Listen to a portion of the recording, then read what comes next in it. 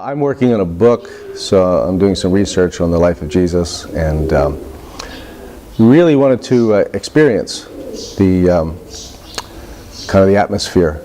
And most of the time we spend a lot of our lives learning about Jesus and learning about what he did and where he went. It just seemed to me it was really important to experience, which is a different dimension to the whole idea of narrative, to experience the smells, the feel of the landscape. So that was my desire. I've heard a lot of people say that you actually they come back with a whole different viewpoint and a whole different way of the way Jesus was. So, or just be closer to him. And I did find that in a few experiences on the trail. We chose to walk the trail more because being in a bus kind of separates you, or being in a tour group would, there's a distance from being in the real thing, but being in the actual areas where Jesus was walking, where the whole Bible times took place, gave it much more feel and much more reality. In fact, we were somewhere and this bus group comes by with their golf hats and their nice shirts and all their pastel colors and their little name badges, and we felt so superior with our backpacks and our dirty feet.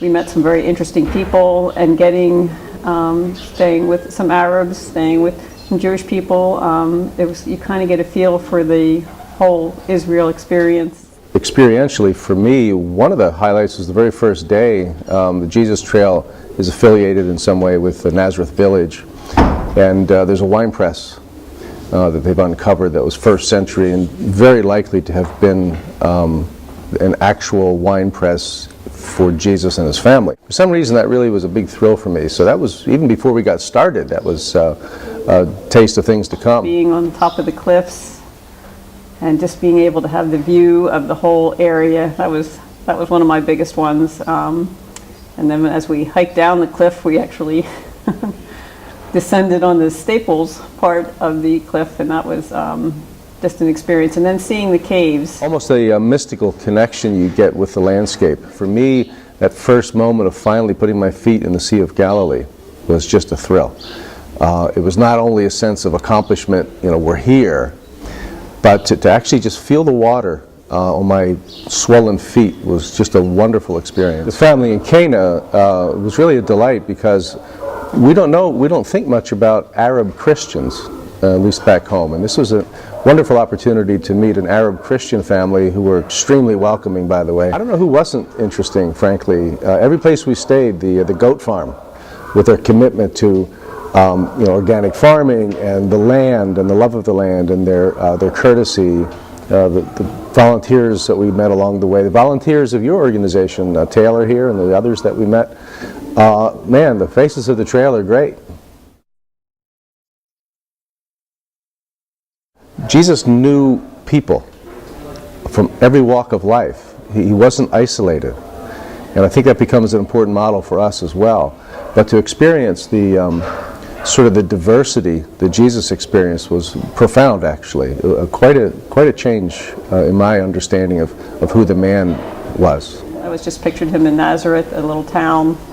But when we went to explore the other areas like Sepphoris, and it would have been a big Roman city, and we looked and saw the mosaic floor tiles that were there. Him and his father maybe had worked there on the city, and just to know that he'd experienced, even probably growing up, a lot more than I thought he would have actually experienced.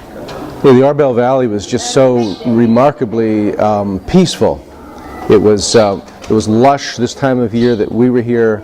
It was restful. It was quiet.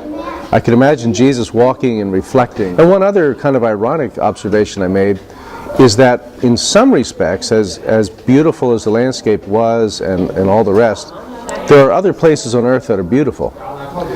There was something oddly ordinary in some locations. And to imagine that out of that ordinariness came the Son of God, came the King of Kings, for me was very profound. Because for most of us, our lives are kind of ordinary.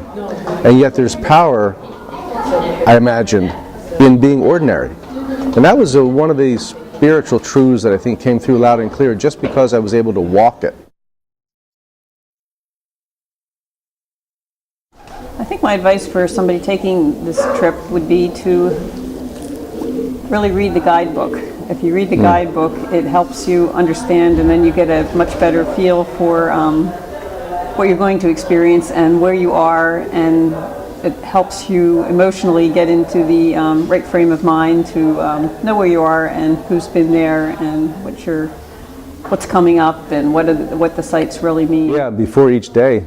Sometimes I read the guidebook, which was fabulous. At the end of that day, I read where we were, and then I missed a lot about what I could have actually appreciated it much better going forward. I think it would be helpful for folks to catalog the preconceptions before they come. Make an intentional mental list, if not a written list, of what they're expecting. And at the end of it, compare.